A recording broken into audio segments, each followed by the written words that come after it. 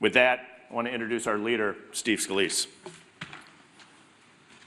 Well, thank you, Chairman Stahl. And as the Speaker pointed out, too, it's disgraceful that not only are we in this shutdown because Chuck Schumer is only concerned about appeasing the most radical elements of his base, but time and time again, 7 times now, you've had other Senate Democrats join in with him to keep the government closed.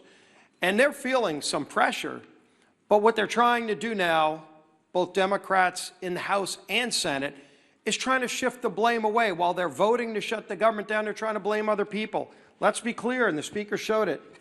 We've had actual votes on the House floor to keep the government open. We've had those same votes on the Senate floor. You can see who has been voting to pay our troops, who has been voting to pay our TSA agents, our Border Patrol agents, and who are those people that are voting to shut it down, to deny pay to our troops.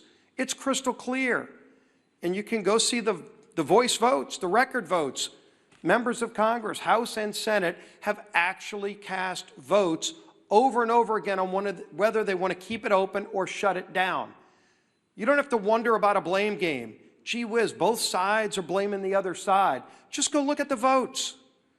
There have been actual votes in the House and the Senate, 8 different times now between the 2 chambers to open the government down.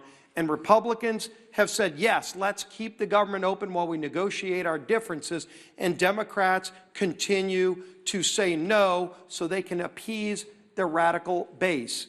And so as Chuck Schumer denies pay to millions of federal workers, we know roughly at least 1 in 3 of every service member in America lives paycheck to paycheck.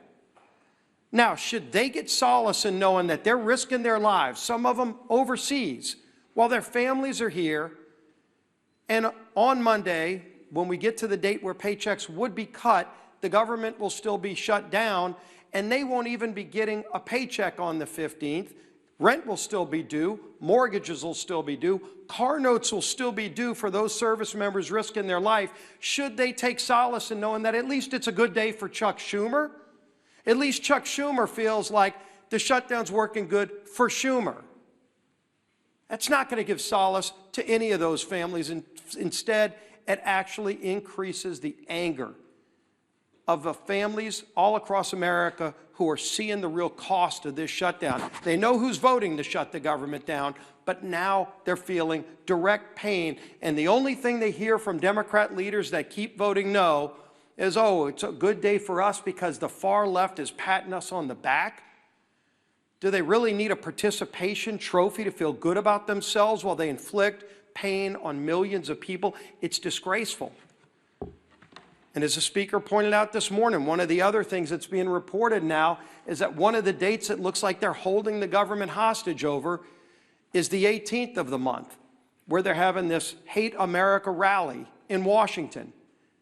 And Democrats want to keep the government shut down to show all of those people that are going to come here and express their hatred towards this country that they're fighting President Trump, that they're keeping the government closed as if it's something to be proud of.